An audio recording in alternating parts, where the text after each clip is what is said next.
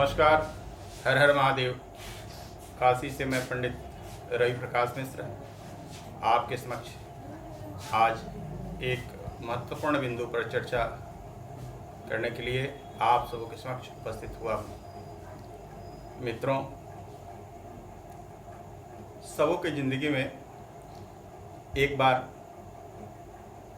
पिता बनने का, माँ बनने का मौका ईश्वर देते हैं। बंधुओं,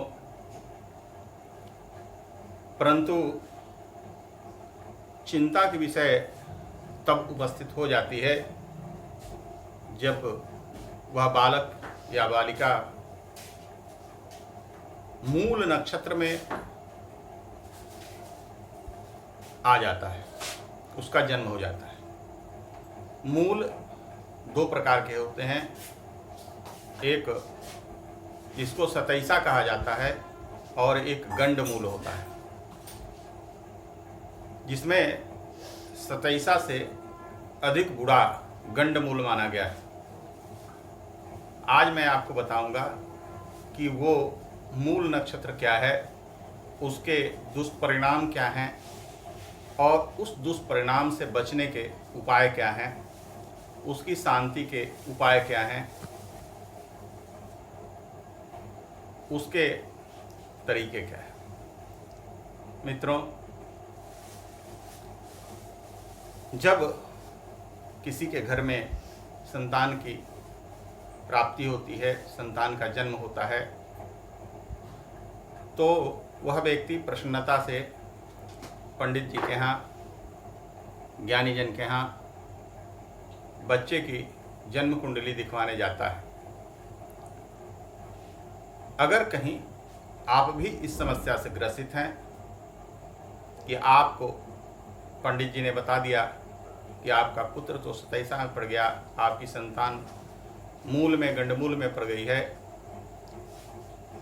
तो चिंता करने की कोई ज़रूरत नहीं है। हमारे धर्मशास्त्र में 27 नक्षत्र बताए गए हैं। ये 27 नक्षत्र स्त्री शक्तियां हैं। इन 27 नक्षत्रों का जन्म राजा दक्ष प्रजापति के यहाँ पुत्री रूप में हुआ था और उन्होंने अपनी 27 कन्याओं का विवाह चंद्रमा के साथ यानी चंद्रदेव के साथ कर दिया। ये 27 नक्षत्र चंद्रदेव की पत्नियां हैं। इन 27 नक्षत्र में कुछ तो कोमल स्वभाव की हैं और कुछ उग्र स्वभाव की हैं। जो उग्र स्वभाव की हैं उनके कारण ही मूल और गंडमूल सतैसा जैसे योग का जन्म हुआ है। इनमें जो विशेष रूप से घातक और दुष्परिणाम प्रभाव वाली नक्षत्र हैं, उनका नाम है अश्वनी, अश्लेषा, मघा, ज्येष्ठा, रेवती और मूल। ये क्रम से आपके जीवन में आते रहते हैं और जो इस चक्र में जिसका जन्म हुआ उसका जन्म नक्षत्र वो होता है। अगर दुर्योगवश इन 6 नक्षत्र में आप आ गए, आपकी संतान आ गई, तो वह घातक हो जाता है। परंतु चिंता की बात नहीं है, आप इसकी शांति करा सकते हैं। इसकी शांति के लिए पहले इसके दुष्परिणाम, जब तक इसकी शांति न हो जाए, पिता अपने संतान का मुख न देखे। इसका दुष्परिणाम यह है कि या तो पिता, अगर नहीं कराया जाएगा, इसकी शांति नहीं कराई जाएगी, तो या तो पिता नहीं रहता या संतान नहीं रहती या और भी कोई दूसरी दुर्घटना घर परिवार में हो सकती है। तो इसकी शांति के लिए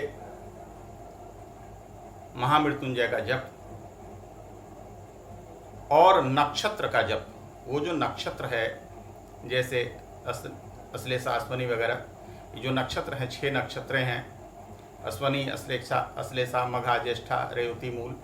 इन नक्षत्र में, जिस नक्षत्र में बालक का जन्म हुआ है, उस नक्षत्र का पूजा और उस नक्षत्र के मंत्र का जप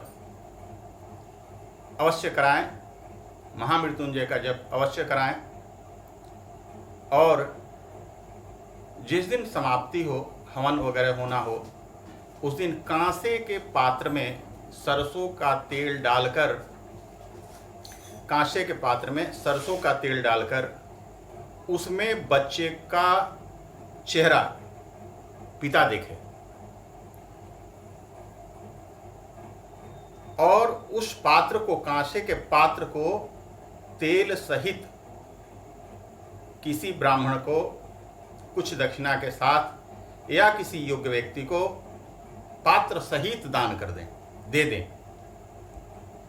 और पुनः पीछे घूमकर न देखें।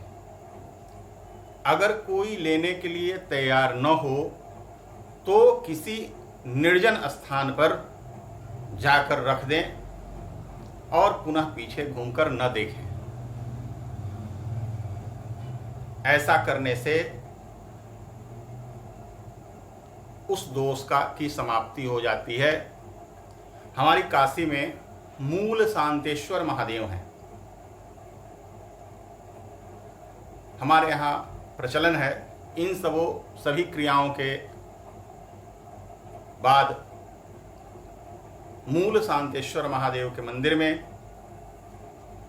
मूल शांति के निमित्त संकल्प करके रुद्राभिषेक 11 ब्राह्मणों से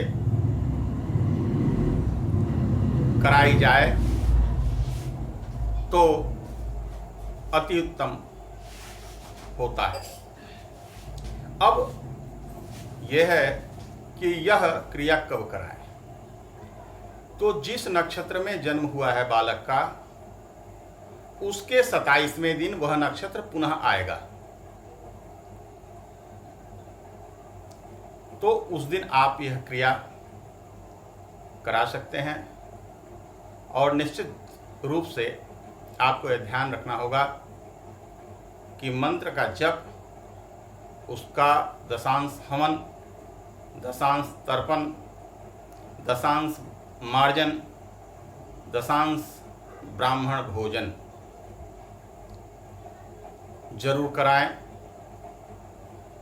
और कुछ भिखारियों को भी भोजन कराने से लाभ जरूर होगा।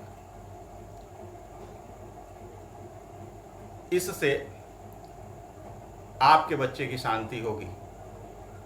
दूसरी चीज़ कि पूजन समाप्त होने पर, ये सारी मूल शांति होने पर के बाद बच्चे को स्नान करा के नया वस्त्र धारण कराएं। पुराना वस्त्र को कहीं ऐसे जगह रख दें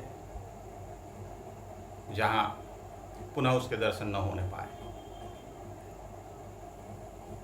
अगर हर जगह मूल शांतेश्वर महादेव नहीं है तो आप किसी भी शिव मंदिर में रुद्राभिषेक करा सकते हैं। यह इसका अनिवार्य विषय है। अब मैं आपसे इस वीडियो में विदा लेना चाहूँगा। आपको अगर कोई समस्या हो तो मेरा संपर्क सूत्र, कॉन्टैक्ट नंबर इस पर दिया जा रहा है 9335184503। इस पर आप संपर्क कर सकते हैं। मेरी ईमेल आईडी भी वहाँ आपको दृष्टिगोचर हो रही होगी, उसके माध्यम से भी आप संपर्क कर सकते हैं। यह नंबर मेरा व्हाट्सएप नंबर भी है, इस पर भी आप संपर्क कर सकते हैं। और मेरे इस वीडियो को लाइक करें, शेयर करें, सब्सक्राइब करें। हर हर महादेव। नमस्कार।